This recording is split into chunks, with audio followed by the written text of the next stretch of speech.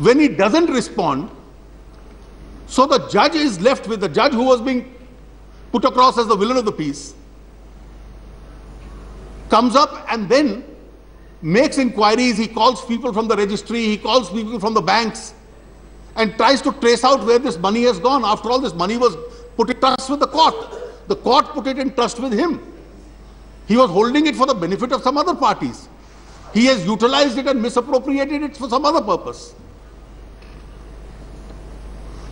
Now, if he goes back to court as a judge, he has to tell the judge that my Visa credit card bills went on this account. From some other account, I paid the workman, and that deficit I compensated from this account. My books, bills, my self-checks, there are a large number of self-checks, which all inquiries have revealed. So what he does is, he doesn't file any affidavit or response to the court. The court finally delivers a judgment. He has paid back to Steel Authority 5 lakhs. The balance amount with interest, the court then passes a decree against him saying 52 lakhs 46,454 rupees be paid.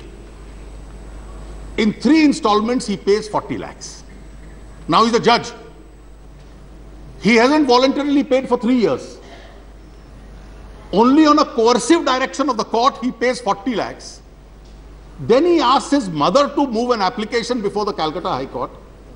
Give me some more time to pay the balance amount.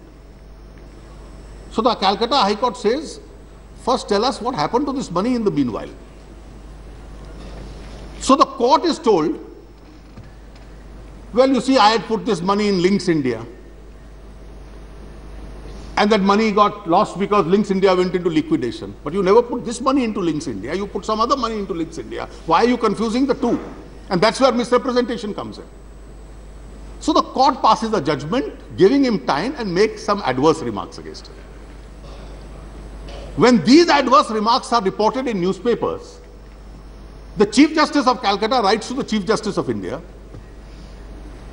saying that this case has come to notice and this is conduct unbecoming of a judge.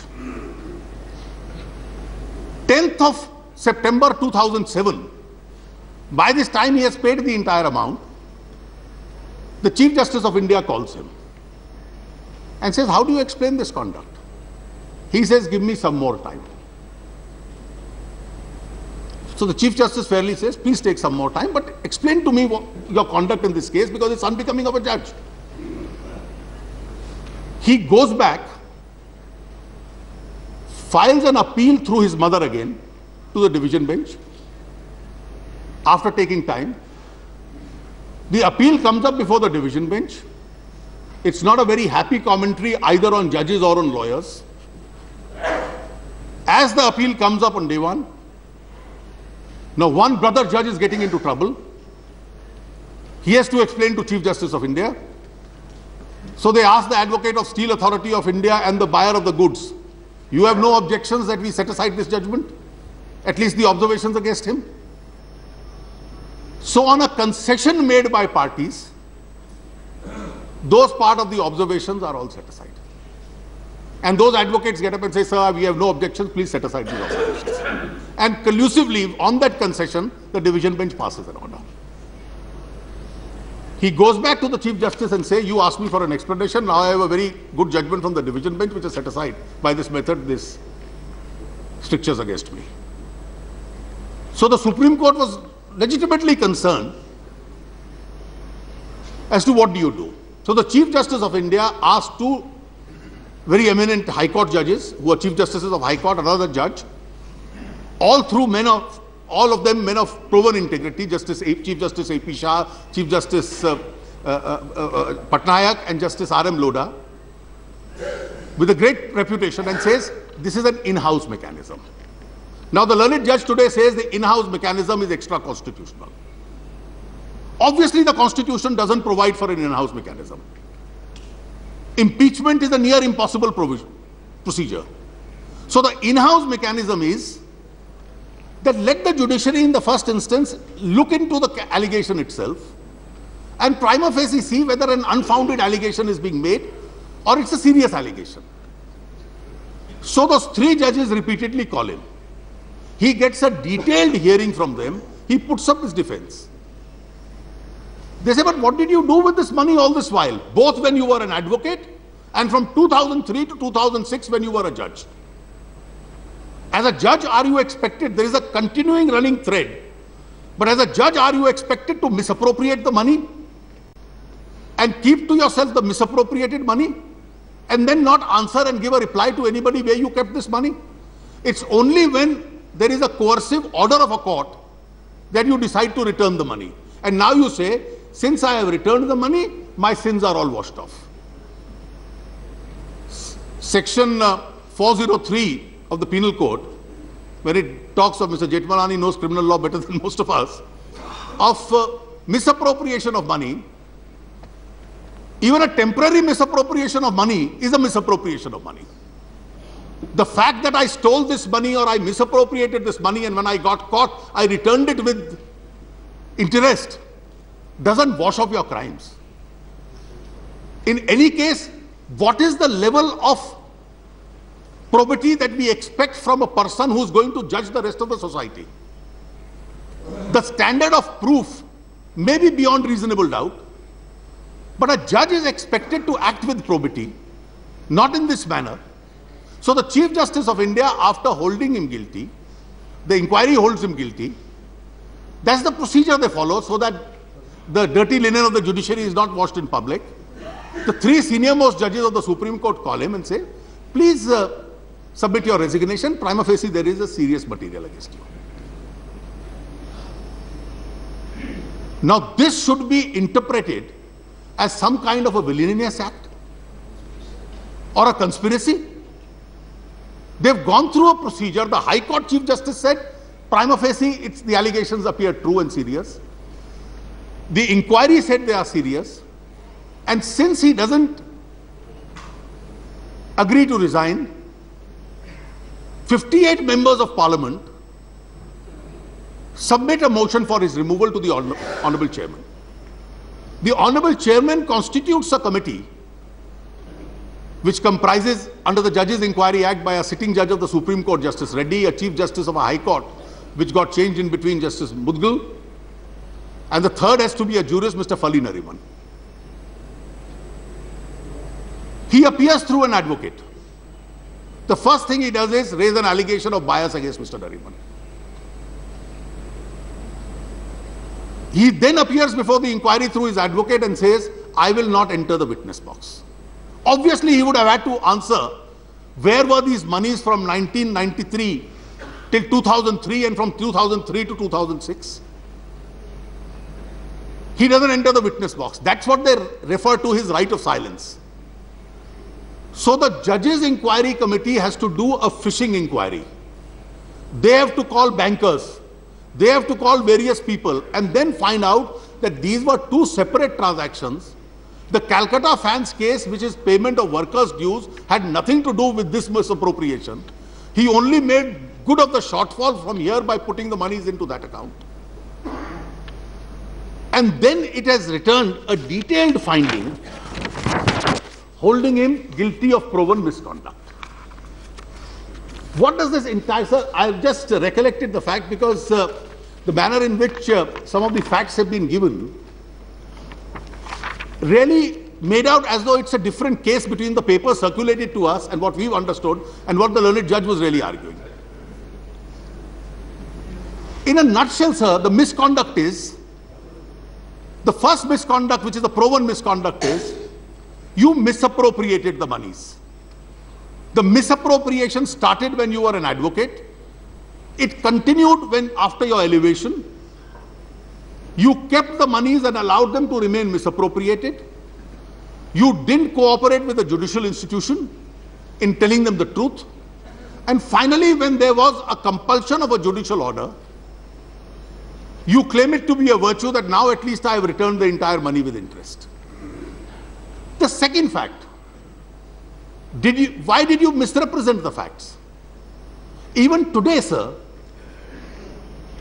when he seeks indulgence from this Honorable House, did we once hear him tell us where the money of the Steel Authority case went?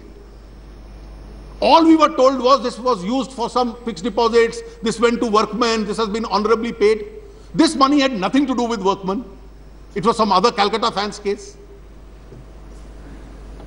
He kept misleading the in-house inquiry, the judge's inquiry, even today the House, that I honestly deposited the money. The impression which any person who has not read the record would get is that I deposited this money with a company. That company went into liquidation, so I was good enough to take my own money and pay it back with interest. That's the case being made out. Sir, having said this, on both counts, the prima facie opinion of the Chief Justice of the High Court, the firm opinion of the Judges' Inquiry Committee,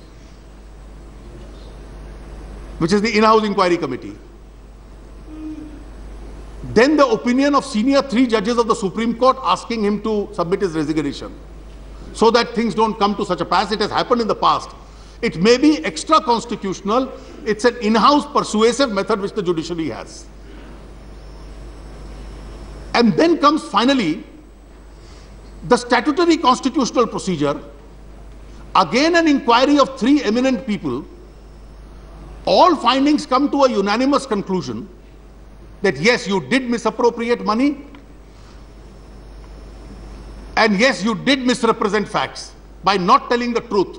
As to this case had nothing to do with Links India, you were using some other monies in Links India. What business you had even in that case to put the workers' money into Links India, and so that a company which was on the verge of liquidation?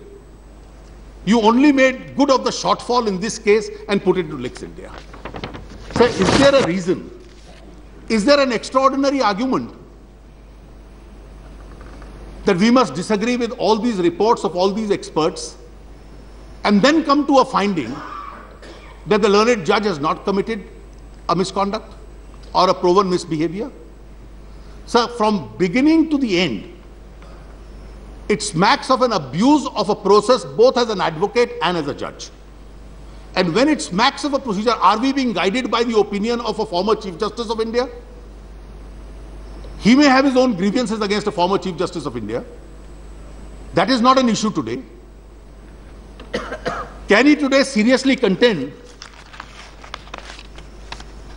that the sub judice rule must apply to the impeachment jurisdiction of Parliament? The misconduct of a judge, of this judge, is not pending before any court. We are relying on independent evidence which was even held back from the single judge division bench and elsewhere, which came up for the first time before the Judges' Inquiry Committee, which was appointed by the chairperson. And this House, in the exercise of its constitutional jurisdiction to remove a judge, will look at the kind of evidence which has come out and then to say, well, in a single day hearing, as soon as I filed an appeal on basis of concessions of 2 advocates, I managed to get a judgment. Therefore, all my sins are washed off. Sir, we are not relying on any judgment in the course of this impeachment proceeding against him. We are relying on the report of the Judges' Inquiry Act. Judgments which are obtained in this manner by concessions between parties may be binding between those parties. That is why the committee appointed by the Honorable Chairman rightly says these are judgments in personam, inter se the parties. These are not judgments on an issue which concerns with larger public interest dealing with the misconduct of a judge. And therefore, they will not be binding as far as this House is concerned, as far as the misconduct of a judge is concerned. This House is neither moving on a presumption of guilt.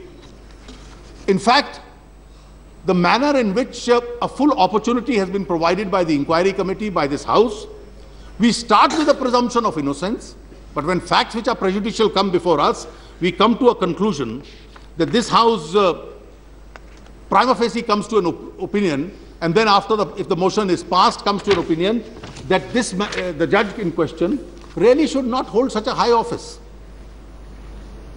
He's a judge who stands stigmatized by repeated reports, and those reports have a strong basis on the face of it. Those facts are borne out by the fact that the monies have been diverted for collateral purposes. There may be other problems with the judicial institutions, which the judiciary or this legislature will seek to correct.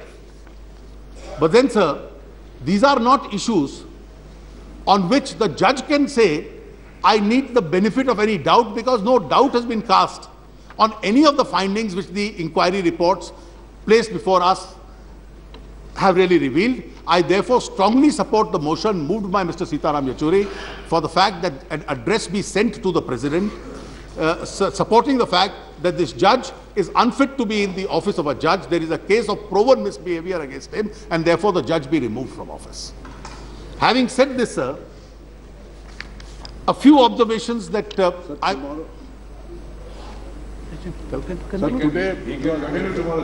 there is some functions at 6 o'clock. We have to all. Do you wish to conclude or do you take more time? Tomorrow, sir. I will take 15, 20 minutes tomorrow morning. Tomorrow morning. Tomorrow? Tomorrow when we